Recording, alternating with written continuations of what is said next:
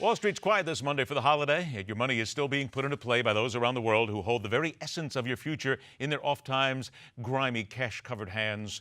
In other words, there is no break from the money and the money master. Bulls, Bears, and Bucks, let's welcome back from the Society to Advance Financial Education, Steve Beaman joins us, who also does not have the day off because he's looking around at the other side of the world as well, correct? That is a correct statement. Constantly monitoring a 24/7 globe. Always happens. Here we go. Now, I'm looking at three things. Brent crude's below $50 a barrel. The output in Iraq is slowing. China's outlook is slowing. Wait a minute, all of a sudden, let's stop getting hit from all sides here. Let's take one at a time. The Brent crude below $50, and I'm looking at a report right here that talks about strategists, and you know how well they always get things right, say it'll be $30 a barrel eventually, and that will really create a disaster. What do you think?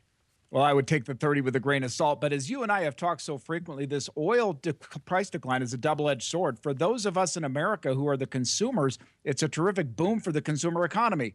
But for those economies like the Middle East that are dependent on oil for their entire economy, this is really a blow to them. Most importantly, Venezuela, Russia, those countries are really hurting. What about the record output of Iraq right now, sitting there? Because we've talked about this as well with the crude going here, with the fracking here in America, and so much. There's a glut of oil in the world. Are they just going to hoard this? What do you think is the future plan here for all this oil they're pumping out? Well, I thought this was interesting. Iran came out very belligerently against its OPEC friends. And I think if we go back to OPEC's power in the 1970s, they really did monopolize world energy resources at that time. So no matter what they did, they worked together.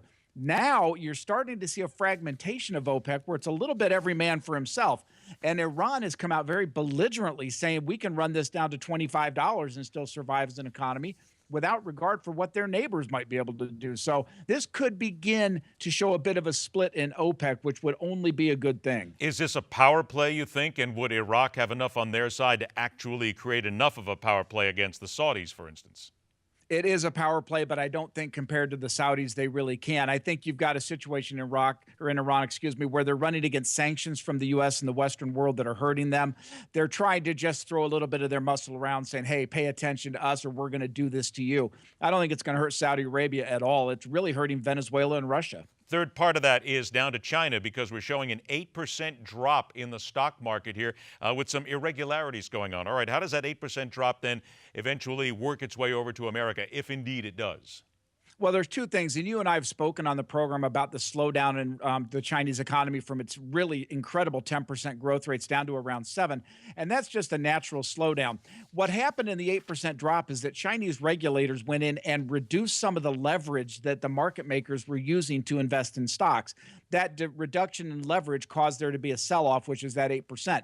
I don't think that's going to be material to the U.S. market. This is a technical trade, if you will. So I think net it's not going to hurt us, but it does portend to show that the Chinese economy is slowing just a little bit. All right, now we had a trade deal working between the European Union and the United States. The free trade agreement has some roadblocks. Again, explain to us here what exactly this is in relation to the American consumer. What does this say about us then? Well, what we're trying to do, Ed, is open up trade on all levels, and most importantly is food. That's a real problem with the Europeans. They don't like our genetically modified food, so they're putting up some serious roadblocks there. But we have to understand the European Union in context is really suffering right now. The central bankers of the EU are trying to put out a quantitative easing of their own. Switzerland just pulled the Swiss franc away from the EU currency. So we've got a lot of things going on, and this trade agreement with the United States, because of the food and some of the other very specific industries, they need it to go through worse than ever. So I would assume they'll kind of come around eventually. What is the danger if indeed the EU and the ECB starts this qualitative easing? How will that affect the world markets?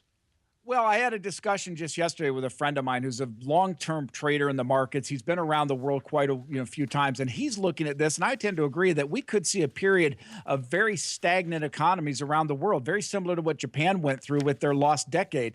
The European Union central banks are trying to stimulate, like we did here in the U.S., by just printing more EU currency, and that's not going to help. It's going to just keep things stagnant. But you could see a very prolonged period of, I won't say a recession, but a kind of a stagnation in the European economies. And here you people thought that because it was a holiday in America, nothing was happening around the world. How dare you? From the Society to Advance Financial Education, our friend Steve Beaman joins us. Steve, always a pleasure, my friend. Thanks so much. We'll see you again this week. Thank you, Ed. All right, buddy, take care. Other side of the brief intermission. Why does the president continue to seek advice from one of the more prolific liars and muckrakers on the American political scene? We have to go back to the time where it all started, the president and Al Sharpton. And we continue right here on Midpoint.